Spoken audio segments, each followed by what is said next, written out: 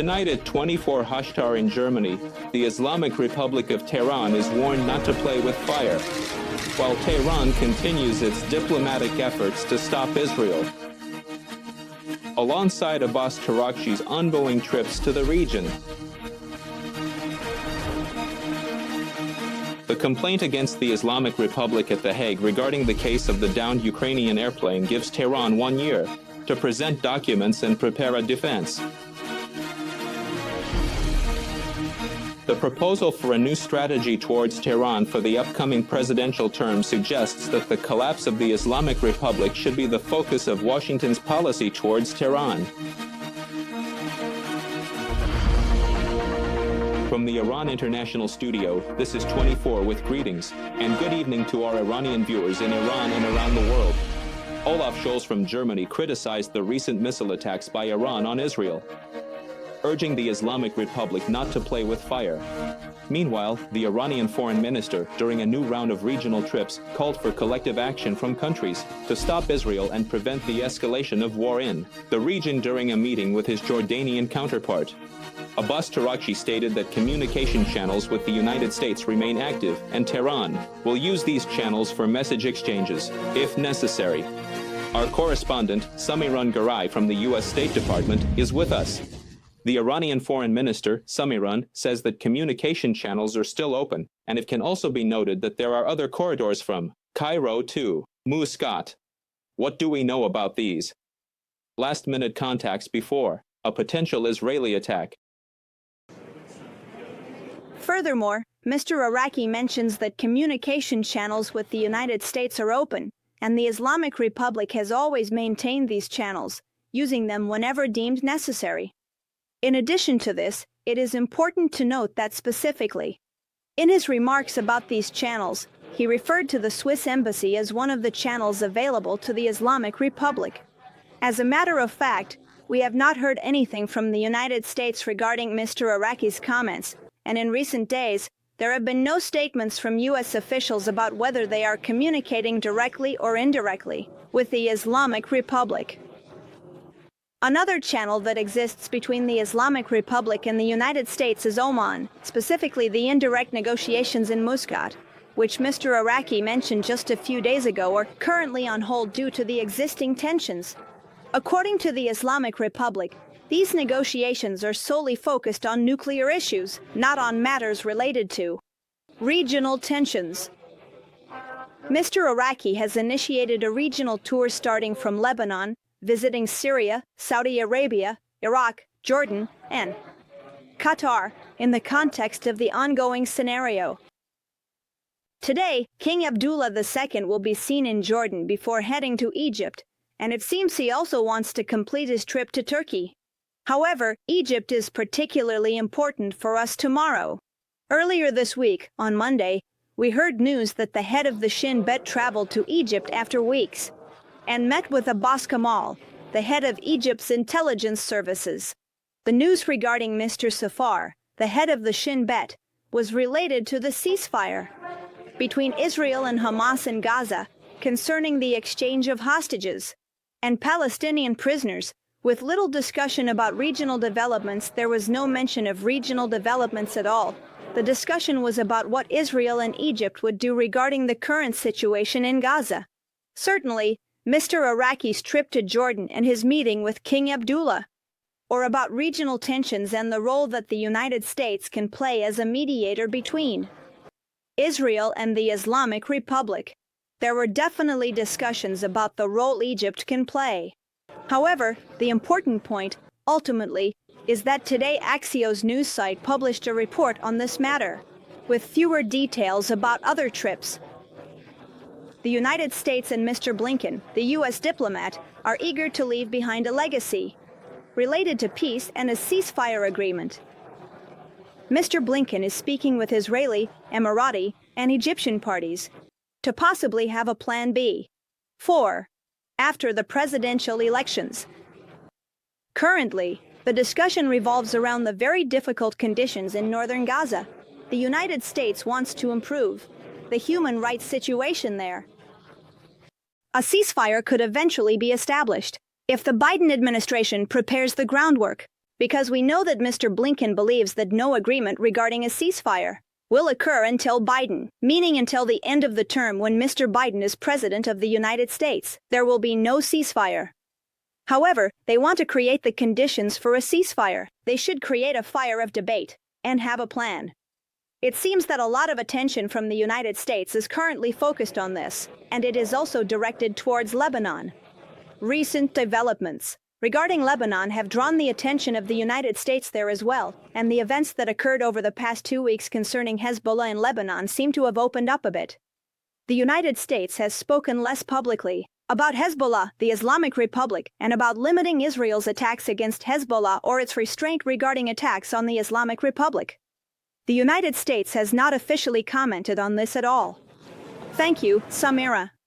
Our correspondent is set to report from the U.S. State Department in Washington, D.C. Cameron Madden, an international relations professor at the University of Sussex in Brighton, and Shaheen Samami, a national security expert from Virginia, have also joined us. Mr. Samami, is what we are seeing. 2 weeks after the Islamic Republic's second missile attack on Israel, the calm before the storm, or could all these behind-the-scenes diplomatic negotiations, whether from the Americans or the Iranian foreign minister in the region, actually reduce the scale and intensity of Israel's response?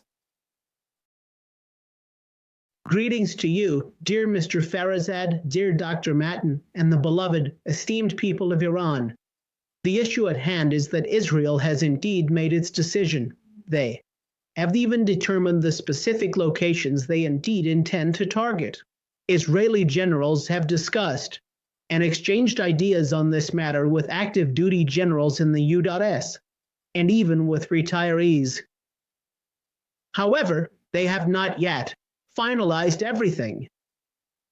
Therefore, in my opinion, this is something that will indeed happen. And I even think it might occur before the presidential elections in the U.S. But we have also seen that Mr. Netanyahu has at least committed to the U.S. president that they will not attack the nuclear, energy, or oil sites of the Islamic Republic. But this is exactly and precisely what you mentioned.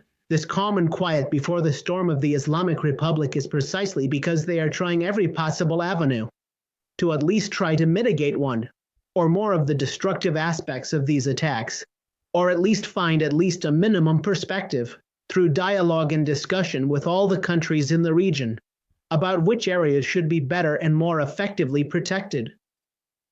Because the top and senior officials of the military and politics of the Islamic Republic have been taken to shelters and safe, secure places, but, in contrast, no concrete decisions have been made regarding the other areas, especially the military and strategic regions spread throughout the country, and they do not actually know where they should be, more vigilant and alert.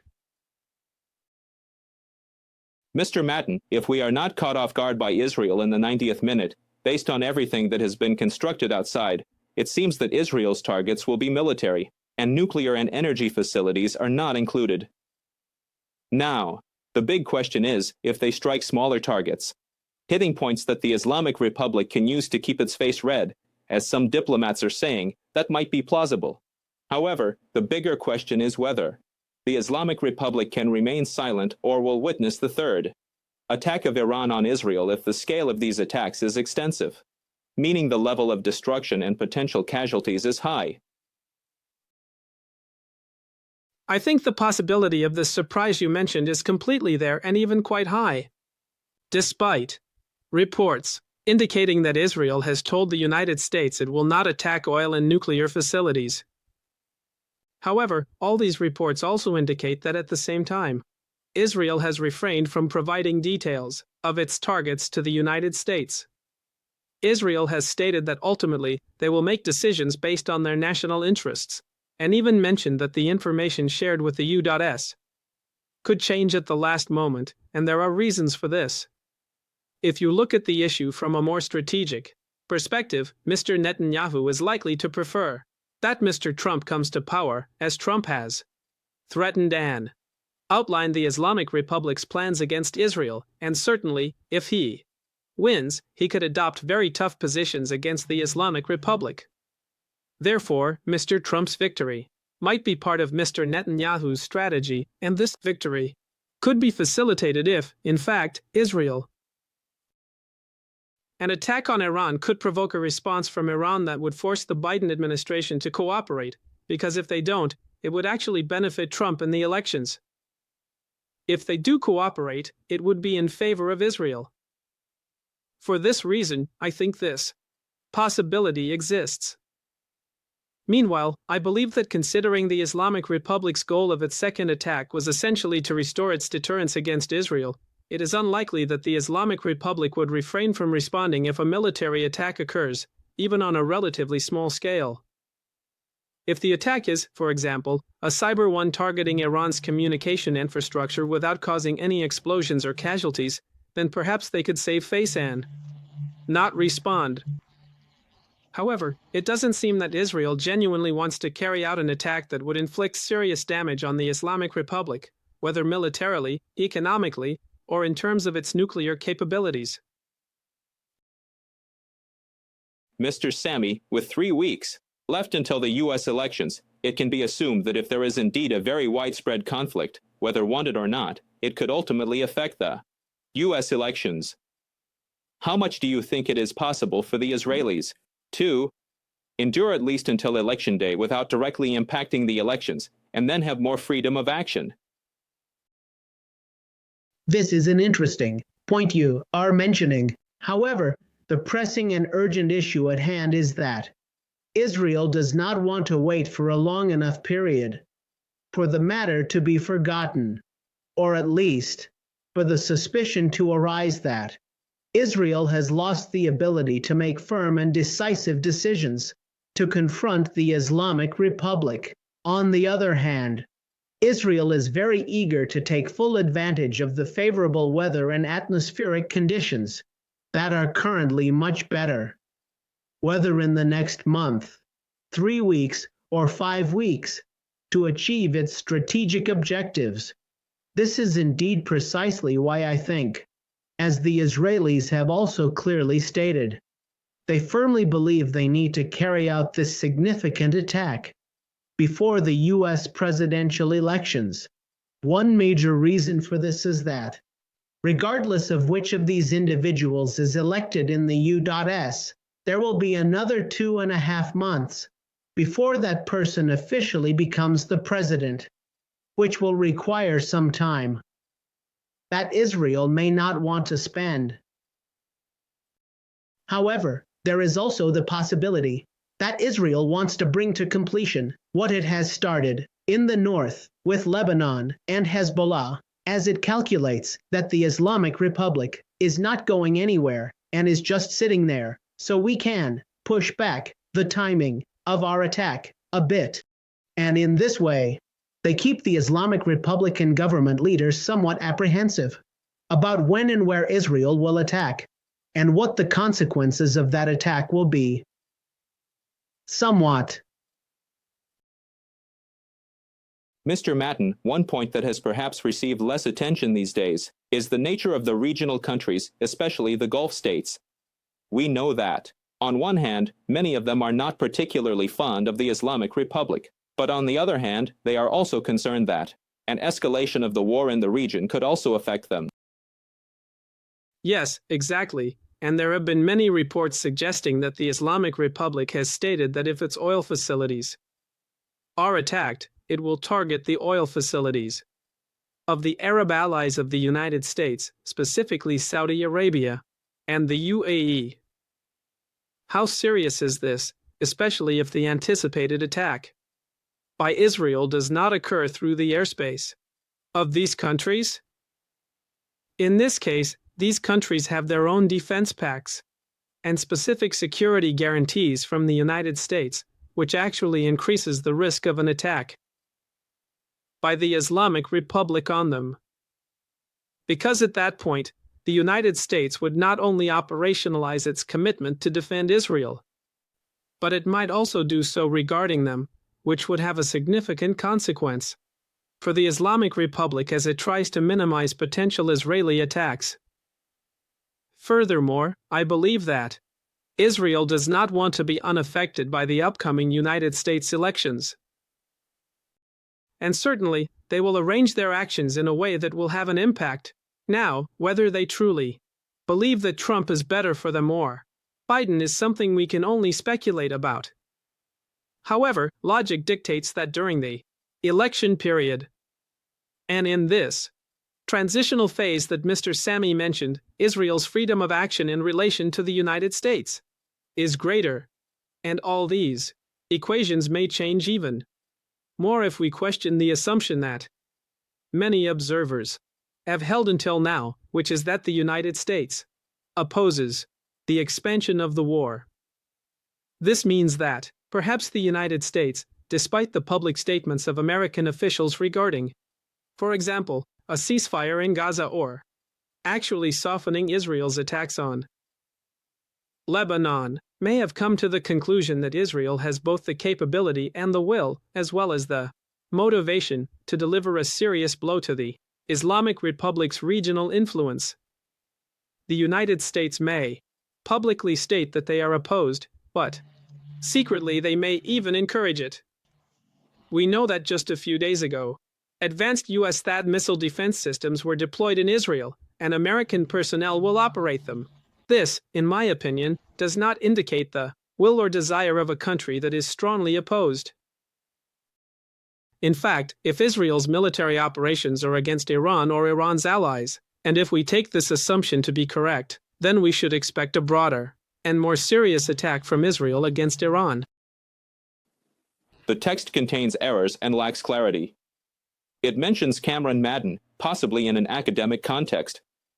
Without more context, a precise translation is not possible. The Coordination and Accountability Group for the downflight PS-752 has submitted its complaint against the Islamic Republic to the International Court of Justice in The Hague. This group of 4 countries, Ukraine, Canada, the United Kingdom, and Sweden, filed this complaint. After negotiations with Tehran failed, the Islamic Republic now has 1 year to present its documents and defenses to The Hague. My colleague Mohsen Mortazavi from Toronto is with us. We know more about this complaint. It can be said that all the stages related to submitting this complaint and providing documents to the International Court of Justice in The Hague have been completed. If we want to review, on January 6, 2022, just 2 days before the second anniversary of the downing of Flight PS-752, a joint statement was issued by the 4 involved countries, Ukraine, Sweden, the United Kingdom, and Canada, stating that no results would be achieved in negotiations with the Islamic Republic.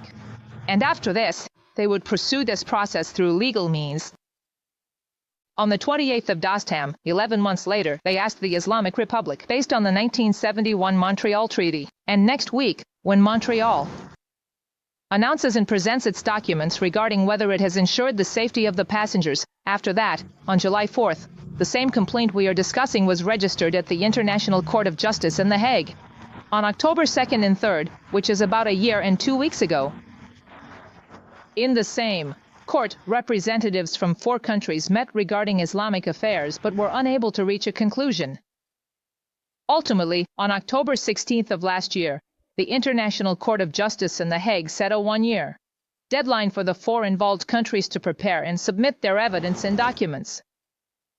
This event took place today, Wednesday, October 16th, and after this, we should expect that within the year, the Islamic Republic will present any evidence it has to defend itself and respond to this case. Another action the Islamic Republic might take is to question the jurisdiction of this court, which seems likely as it could complicate and prolong the proceedings. In an interview I had about an hour ago with Hamed Esmailian, a board member of the Flight PS-752 Justice Association, I asked him how likely this action would be. Let's see together. The Islamic Republic has repeatedly utilized the International Court of Justice, notably in 1988 when an Airbus was actually targeted by the Americans. This was done without the court accepting their case, and the government of Hashemi Rafsanjani came to an agreement with the United States outside of court. This stage is completely different because I think he attended this court himself, and they have hired a lawyer, so they must be accountable in the various cases that the Islamic Republic has regarding the downed Ukrainian airplane. The International Criminal Court, the International Court of Justice, and the International Civil Aviation Organization have all progressed to a certain extent. Which one is currently ahead of the others?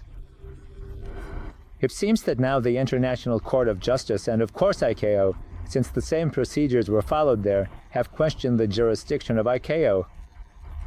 Following that, ICAO is expected to issue a ruling in the coming months. If the Islamic Republic fails there, which we believe it will, another case will be opened in the International Court of Justice, one based on the Chicago Convention, and another based on a Montreal Convention. Thirdly, the issue of our downed airplane is being discussed, and ultimately, what do the families expect from the proceedings in all the courts involved? The family's primary expectation is truth and justice. The facts from the night of December 18th must be revealed. They need to answer why they left Iranian airspace open, and why at least 2 missiles were fired at our airplane. All the questions on the table must be answered. Mr. Spanion also pointed out, regarding the legal process, and that even the Islamic Republic has hired a lawyer, and unlike the International Criminal Court, of which the Islamic Republic is not a member, it is actually a member of the International Court of Justice and has no choice but to participate in its legal proceedings. Indeed, tomorrow, as we heard in the interview, Esmailian also emphasized that there is no choice but to be accountable.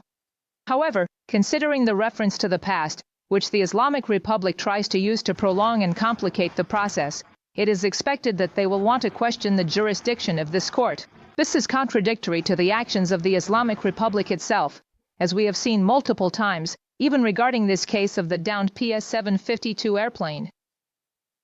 They have filed a complaint with the International Court of Justice about the downing of a flight that was actually shot down over the Persian Gulf. They have filed a complaint with this court, and ultimately, outside of this court, as Esmailian explained, the outcome will be reached. Thank you, Masa Muradzada, our reporter in Toronto, Canada. Ardesha Zarzada, the director of the International Human Rights Center from Toronto, Canada, is with us. Mr. Zarzada, this will naturally be a civil case at the International Court of Justice. The Islamic Republic has no choice but to send its defense, even if it wants to question the court's jurisdiction. How likely do you think it is that the complaining countries have a strong chance? It seems that the case has now entered a more advanced and complex phase, approximately after about a year, which is significant in its development as the judge had given the parties 1 year to present their documents for this first part of proceedings. This initial stage has now concluded. With 4 countries, now the Islamic Republic has 1 year to respond, and it will certainly, undoubtedly, and indeed, without a doubt, try to question the legitimacy of the court and create disruptions in the court proceedings. However, considering that 4 countries have provided documentation and conducted thorough investigations, the advantage naturally lies with these 4 countries in this particular case. Yet, as previously mentioned, there will be a fundamental and significant challenge regarding the legitimacy of the International Court of Justice. One important aspect is that the Islamic Republic will likely insist that it had previously accepted that such an incident should not have occurred. What possible excuses can they come up with? I was saying that the Islamic Republic will rely more on technical issues or mistakes. My point was indeed what excuse the Islamic Republic could possibly have to claim that the International Court of Justice has no jurisdiction, even if they want to argue that it was undoubtedly a human error. In any case, the court can still play a role in a dispute between 2 parties. It's true that we are dealing with the Islamic Republic. The Islamic Republic always has its own justifications, but these justifications are not always lawful, and do not always fall within the framework of international order or international law. It is completely clear, and we are not speaking on behalf of the Islamic Republic, but the issue is that the Islamic Republic has always emphasized that this was an accidental issue and not intentional, and they are constantly justifying it. On the other hand, we still insist that this was completely intentional and planned, which is not the place to discuss right now. It has been addressed in the context of relations. There is documentation, and a ruling has also been issued in the Court of Antalya, Canada, stating that this was indeed a terrorist act. In my opinion, there is a weakness in the case that 4 governments have submitted to the court, which is that it does not mention the ruling from a court in Canada declaring it as terrorism. If this issue had been addressed in this case, it would have been much better, because much of this case's effort is to argue that the Islamic Republic is not transparent, must be accountable, and should compensate the families for their losses and take actions to ensure that such incidents do not happen again. While this is naturally acceptable and reasonable within the framework of aviation laws, it does not align with the demands of many families. In my view, the families' demands for justice go far beyond what I see in this case presented at The Hague. Thank you, Ardashir Zarazada from the International Human Rights Center, Toronto, Canada. The California-based organization Voice of Freedom has proposed a new strategy for Trump's second presidential term regarding the Islamic Republic, in which the seasonal goal of the White House should be the collapse of the Iranian regime. The most recent strategic document indicates that Trump, in his new presidential term, is seeking to create internal tensions within the Islamic Republic through economic, political, and military pressures, as well as global isolation. 6 key policies defined in this document for Trump's presidency include maximum pressure, holding Tehran accountable for the actions of its proxy groups, and strengthening American forces in the region. Bijan Kian, a national security expert and the Secretary General of the Voice of Freedom think tank in California, has been asked how much he thinks this strategic proposal will be implemented in a potential Trump administration. My esteemed viewers, it is highly customary for think tanks and those involved in foreign policy, national security, and international security to present their policy proposals to the next president just before the elections in the United States. Most of these types of proposals are prepared in a nonpartisan manner, but it doesn't matter. These proposals must primarily align with the national interests of the United States. However, there are nuances that need to be considered. For example, those who prepared this plan are the same individuals who developed the initial policy framework of Mr. Trump's administration regarding the Islamic Republic in Iran. I personally had this responsibility there, and the directive that was passed to the transitional government was that, on the first day, meaning the first day Mr. Trump took office, this plan needed to be written. This refers to the execution of an executive order related to the Islamic Republic, which I was involved with as one of the senior officers present, Mr. Ezra Cohen. I wanted them to make preparations for this document in order to ensure its accuracy and thoroughness, which was written meticulously by the same individuals who had previously drafted the initial version of it, taking into account both their capacity as well as their approach towards Mr. Trump himself personally. Today, we see clearly that if elections were held today under current circumstances, Mr. Trump would likely emerge victorious indeed. However, we must note carefully that many proposals similar to this one are often written collaboratively by those who possess significant experience in such work and are not solely interested merely in political matters alone. They are taken seriously into consideration equally by both parties involved here. I mentioned earlier on that what truly distinguishes this particular report is its deep familiarity with understanding of government's overall capacity along with scope regarding actions it can undertake effectively within given constraints. But as you reiterated correctly before now, Mr. Farzad, in general, There are 6 main actions that the complete collapse of the Islamic Republic is aimed at in this report. I should add that this report was prepared in July, and the freedom thinkers did not intend to promote or publish this report at all. However, circumstances have changed, and the situation has become so chaotic and urgent that it became necessary to publish this report. In the meantime, While you are speaking, we are seeing live images from Williamsport in Pennsylvania, where Dionysus is also speaking alongside Mr. Trump. Mr. Kian, we know that both he and Mr. Trump have actually adopted a non-interventionist approach in many areas of foreign policy. The traditional House, which I believe you might also be a part of, I know, I have criticisms about it.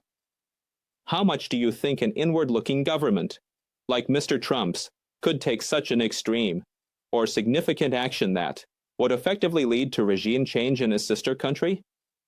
This is a very good question, because we explained at the beginning of this report that many historical policy decisions. the ambiguity present has been indeed remarkably successful. Why? Because, generally, in strategic planning, there is absolutely no need to mention all the details. When all the details are mentioned, and all aspects, such as public policy, are included, we see that the success rate is not very high. For example, in Mr. Biden's policymaking, where we sit down to negotiate and discuss everything thoroughly, Mr. Trump has his own negotiation model, and this is written with regard to his approach. However, that does not mean that the other party cannot utilize it.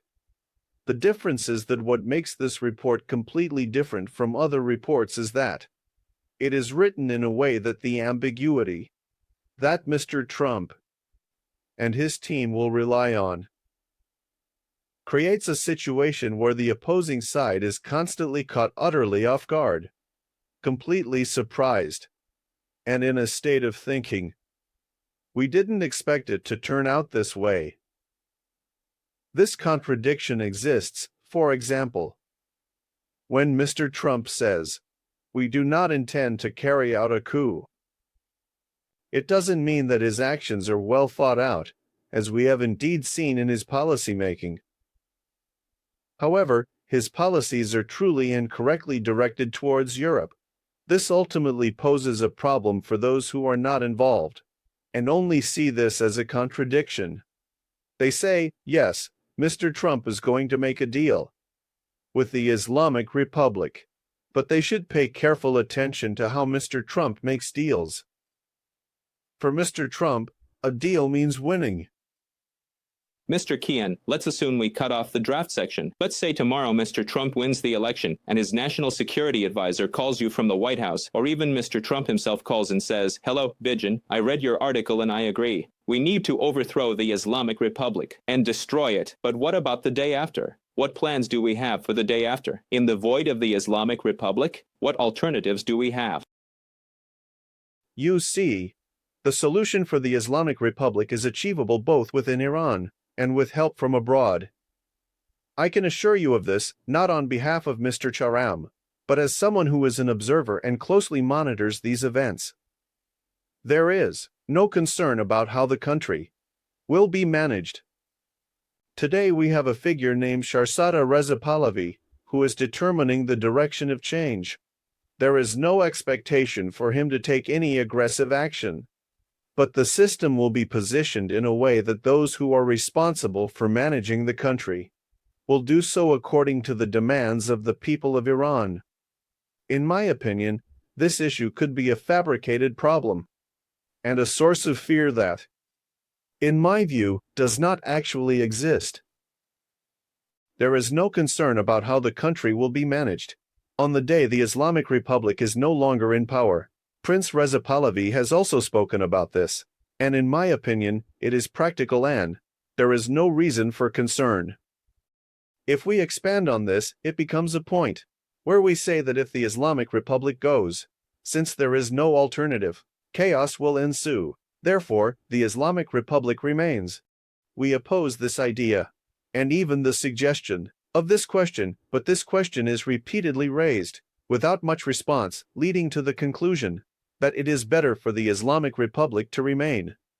No, our opinion is against the Islamic Republic. Good intentions and democratic behavior are important core values, but the underlying infrastructure is also crucial. If those do not exist, you might say there is no concern, but we know that many are worried, not only within Iran, but also in the regional countries, and even the United States wants to know who will be dealing with the Islamic Republic in the future. Don't you think that building that infrastructure is also very important? I don't understand your reference to the infrastructure resources. Under what circumstances are these resources at risk? For example, when you talk about the organizational work of Prince Reza Pahlavi, he makes very democratic statements, and many people are interested in him, especially because of the good experiences many Iranians had during his father's reign. But how much organizational work is Prince Reza Pahlavi actually doing now, aside from the Mujahideen organization? Which cohesive opposition do we have that is doing organizational work? The Mujahideen organization is very notorious, so discussing it doesn't lead anywhere in my opinion. Despite the activities of prominent figures like Reza Pahlavi, no operational expectations can be placed on him. The groups that are willing to serve have experience. I emphasize that this is a very important matter. Political interest alone is not enough. They need to have significant experience. For example, if a device breaks down somewhere, only those who use that device cannot help. Those who are familiar with repairing it and can fix it are the ones who should come forward to fulfill their national duty. Their numbers are not small. Many of the respected figures, like Mr. Farahzad and others, are inside Iran.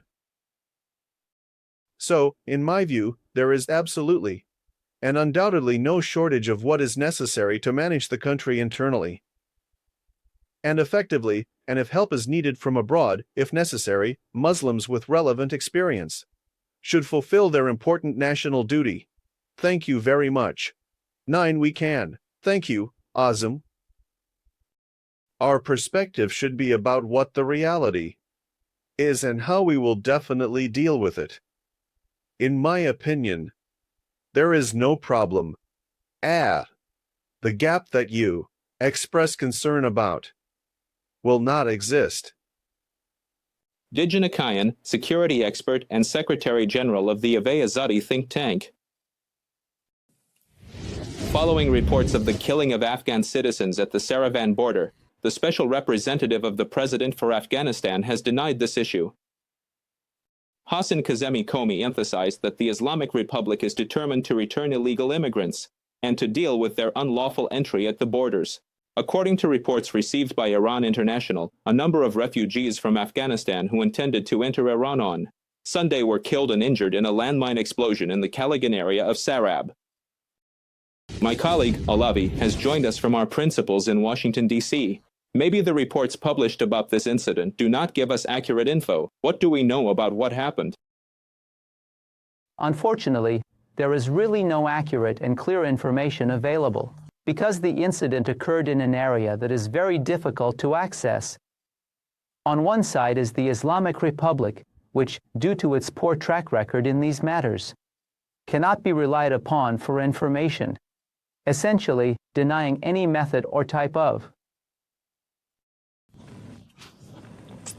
I apologize for denying any attack. In fact, I thank you for denying it. Essentially, there has been gunfire, and it has been said that there may have been an explosion. On the other hand, the images that have come out clearly show that something happened there, with people injured and some losing their lives. It has been reported that sources have confirmed this to a news agency active in the region of Balochistan, which is quite reliable. The sources indicated that the casualties are high. On the Afghan side, the Taliban also claimed that many have been killed. But their information is as unreliable as that of the Islamic Republic. It has been stated that many were killed, but we still cannot say whether this was an organized ambush aimed at killing refugees or migrants trying to cross from Afghanistan into Iran. What can be said for certain is that there was an incident involving armed conflict.